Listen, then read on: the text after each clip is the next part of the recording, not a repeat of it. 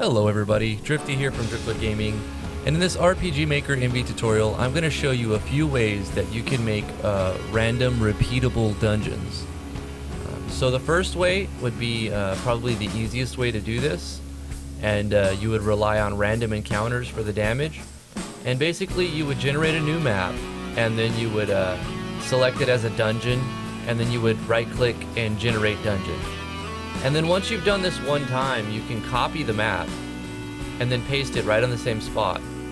And then you can just edit this and change it to say like level 2, level 3, level 4. Change the background music if you want, change the battle background if you want. Give it whatever title you want. I've gone with 46 by 32, and then I'll probably do like kind of grindy because it's a dungeon, right? So 30 steps or 40 steps, something like that. Usually I would do like 60 steps, but we'll do a little grindy for the dungeon. It's going to be a small little dungeon with one treasure chest that automatically closes when you leave the dungeon, so that every time you go back into the dungeon you can get that treasure chest again. And we're also using random loot. So instead of awarding an item, it's calling a common event that's going to give you a random item based on the common events that the items you put in the common event, rather. And instead of using a self switch here, we're using a regular switch. That way we can turn off that switch when we leave the dungeon, which will put you back on page 1 and let you call on that common event again. So the other event you would put in the map would be a simple show choices. You're going to make a little animation or something, or use the default one, and then set it to walking, stepping, and direction picks. You're going to set it below characters and player touch. And then the only thing in the contents are going to be show choices, and the choices are going to say next level or exit the dungeon. And when you say next level, you'll call on your next level common event. We're going to do that right now. And then you would turn off the switch that's for the treasure chest. And then even when they exit the dungeon, you'll take them back to where they entered at, and then turn off that switch as well. So let me show you the dungeons before I get into how to make it and everything.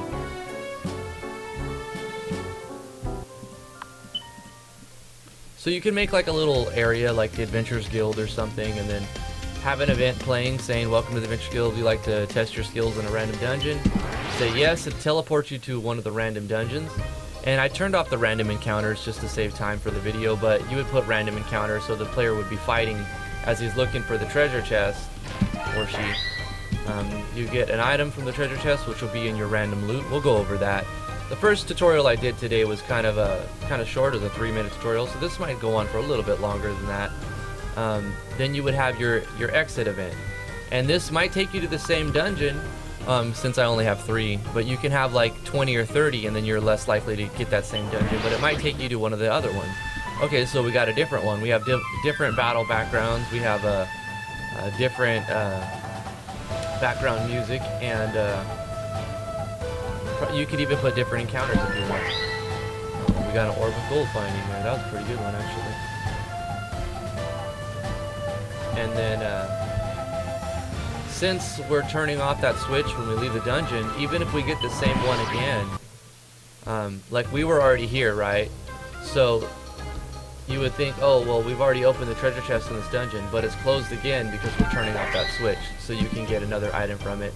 That lets the player just keep looping through however many dungeons you create, and seems to work pretty good. So you want to give the player an option to leave the dungeon, so we'll do exit dungeon here, and that'll take you back to where you started here.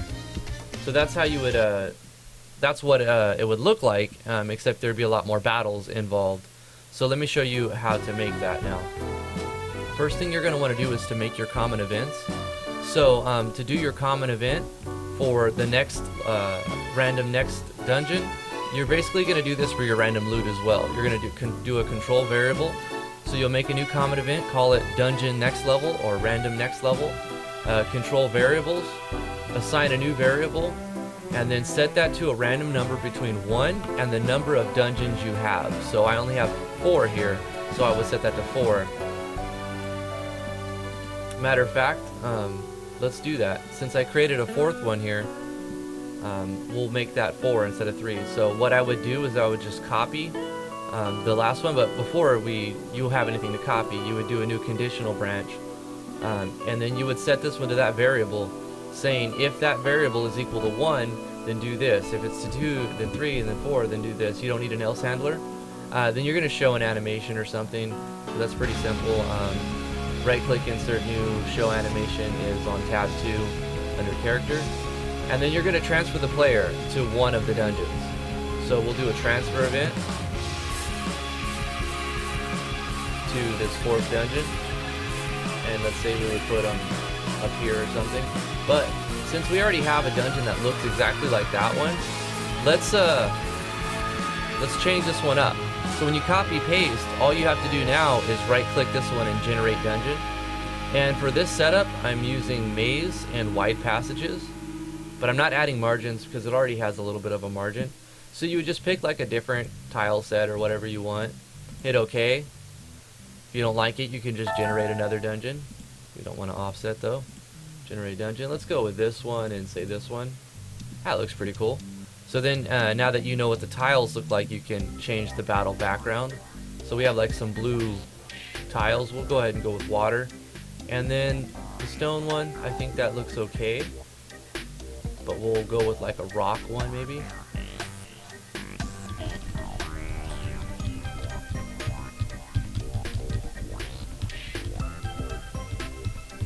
And you would probably just customize this based off of, that seems to be fine like that.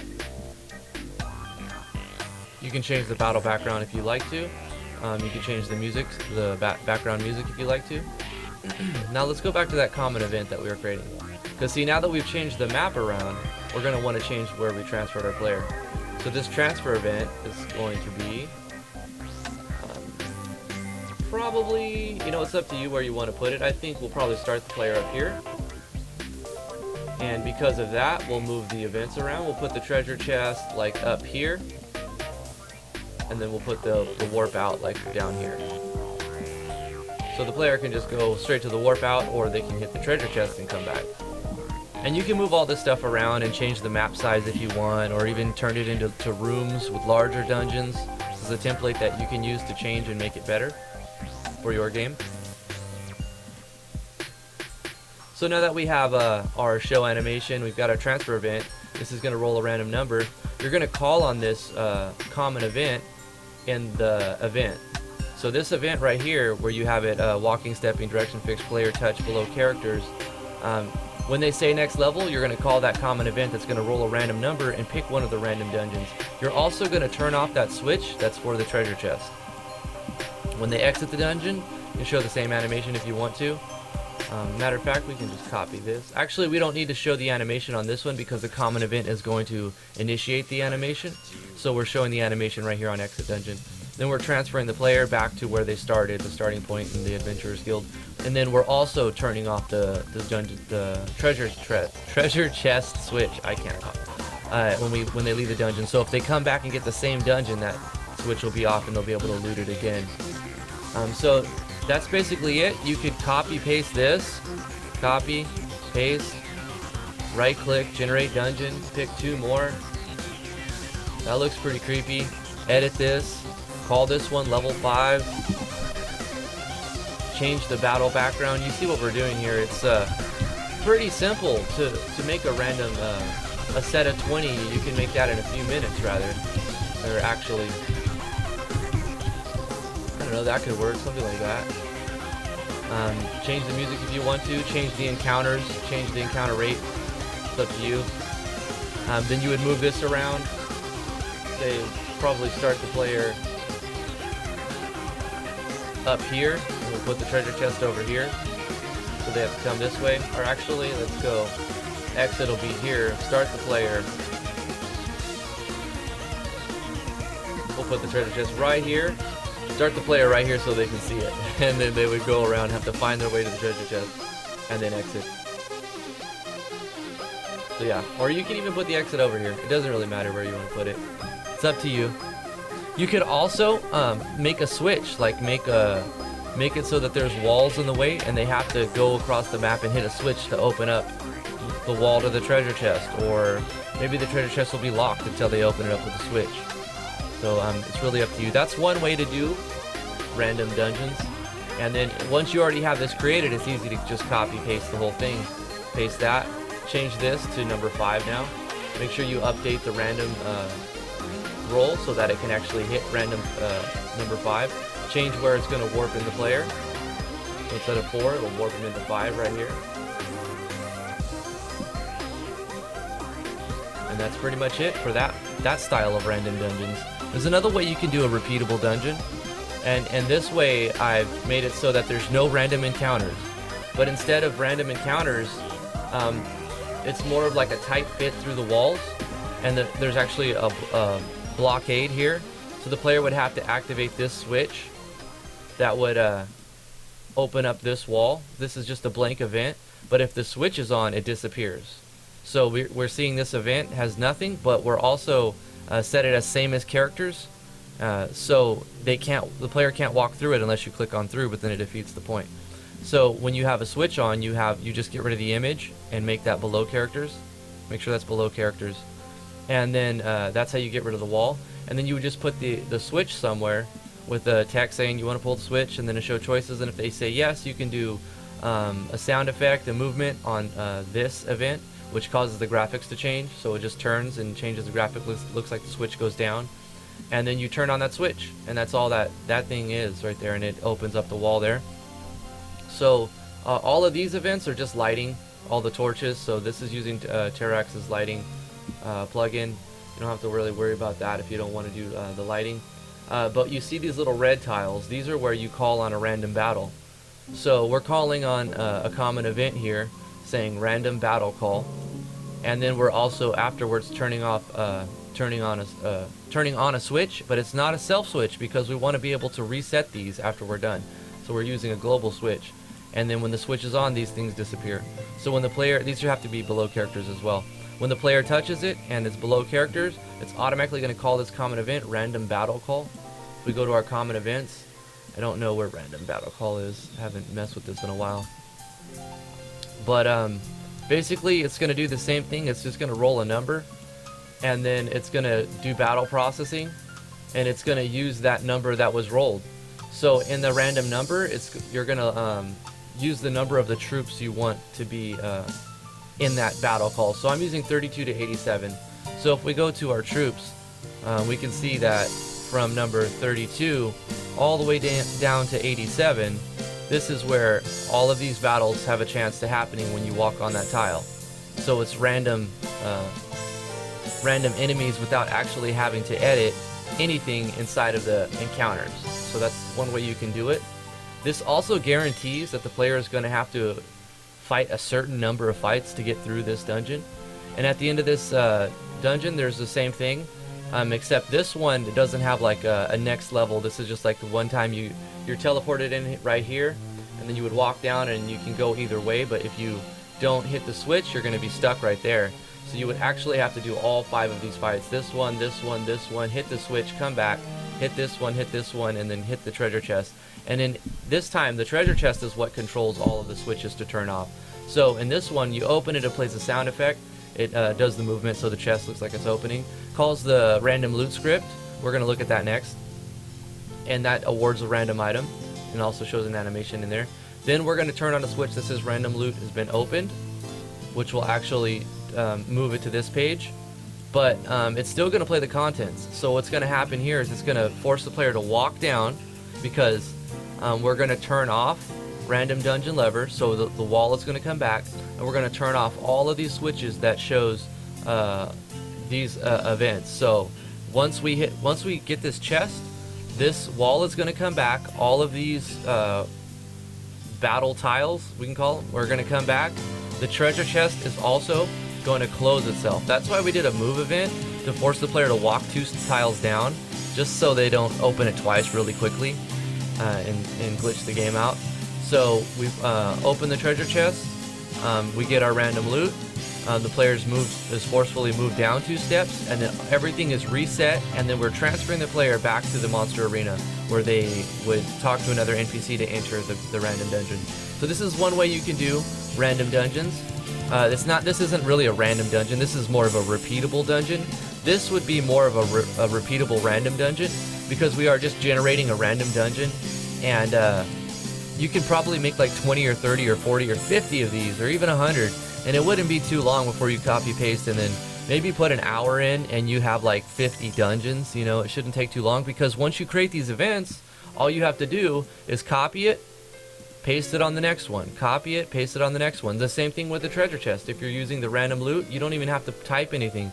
You just copy this event, paste it in the next one. So this is a quick and easy way to make a ton of dungeons and give a lot of, the only thing you're really going to be editing is probably the background music or the background battle back, just to specify, you know, what it looks like. And let's look at that random loot common event. This is probably where you'll spend most of the time setting up your random loot. Like for me, I have 268 possible outcomes for random loot, but you don't have to be that, you know, extensive with it. Like I've made it so you can get almost any item unless it's like super powerful, but there are still some super powerful items in here. You can have gold be awarded. You can have experience be awarded to the party. You can have crafting items, equipment, weapons, consumables. Everything that is an item, you can have it awarded, you know, including armors and weapons and stuff. You can have it so that when they open up a chest, there's a chance that they can unlock a boat or a ship or an airship. You know, the thing you're going to spend the most time on is doing the show text. So you could actually go show text and go /II and then the number, and that's going to show the item icon for that location, and that would probably be a better way to do it. I learned about that after I sort of did most of this script, so I haven't updated that yet. If I had to do this from the beginning again, I wouldn't type it all out. I would just do item icons, because it would just look a little bit better in the end result.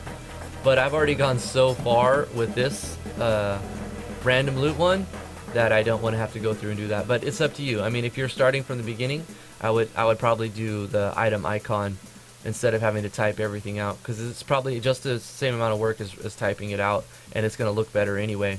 So that's just a couple of ideas. But you'd basically do the same thing for random loot. You would control variables, create a new variable, set that to a random number between 1 and the number of items you want it to award. And then you make a conditional branch for every possible outcome. So in this first one, we set that basically we're doing conditional branch, going to a variable, and then we access that one that's controlling our, that we just rolled. I think it was this one, random loot number. And then we say if that is set to 1, we're going to do this. And then inside there, we're going to show animations, change item, and show a text so the player knows what they got. And then copy that whole thing, paste it underneath, just edit that so that it says 2 this time, and then change the item and change the text. Copy that, paste that so it says 3, and so forth and so on until you have a bunch of them. And then you got all these possible outcomes. So when the player opens up the chest, it could be any number of things. You can even have different tiers. You can have, I did a package, random loot package video not too long ago, where you have a looping one where you get the package and it'll give you 5 times. So you could do that as well. I'm not going to go into this one because I already did a video on it, but watch that. I'll put it in the cards up here if you guys want to see that one as well. But that's some ways. These are some ways that you can do random dungeons. I do have one more to show you. Since the first video was kind of short, this one's okay. I'm going to let it go a little bit. This one I've done like a larger dungeon, but the same thing is applying basically. All of these treasure chests are being controlled with a global switch, and except they all have their own switch instead of sharing one. Since they're all on the, you're gonna if you use the same switch when you open one chest, they would all look like they're open. So you have to use their own switches for this one. So this one is switch dragon chest switch 4, but it's calling the same common loot script. So basically how we have this one set up is when you enter this dungeon, this cave, and you're about to enter here, I'm showing text, and I guess there's I've done some flavor here. The Dragon King is saying I can reset all the chests in the dungeon. He's charging to reset all the chests. So then you show the player choices, check if they have a conditional branch, check in if the player has whatever you wanted to have. In this case I said 5,000 gold, and if they do, then you'll subtract that 5,000, play some sound effects, and let the player know that all the chests have been replaced with items, and then you turn off all of those switches that that the chests are using to when that is being turned on when you open the chest. So it's automatically going to close those chests again. And then otherwise you can say you don't have enough money if they don't meet the condition, or you don't have that item, or you can get rid of this whole conditional branch altogether and just have it reset all the chests by hitting a switch or something. And this is the option when you say no, I don't want to reset the chest. And then you transfer the player into the dungeon level 1. And then upon exiting, it's just a simple transfer event. So the player would come in here, get all the chests they want, open the chest, and then leave the dungeon or come back out. And when they want to reset all the chests, they would go back in, pay the fee to the Dragon King, and then go back in and loot all those chests again, and hopefully they'll unlock that airship or whatever the player's there to do. With 268 items, it's pretty cool. You can have a lot of different outcomes, but basically this would also be a random encounters, so we can see that we have a lot of different possible things that the player can fight inside this dungeon. But there's a few ways you can do repeatable dungeons, random dungeons. Hopefully you guys liked this video. If you did, remember to thumbs up, like, favorite, share, and subscribe. Ask your questions in the comments below. I do read all my comments. I'm involved with the community, and I like to help people. So if you need help with MV, anything RPG Maker related, really, let me know in the comments below. If you know a new plugin just came out, let me know about it so I can maybe make a video on it or something. But thank you guys so much for watching. Thank you for being awesome, and we will see you in the next tutorial.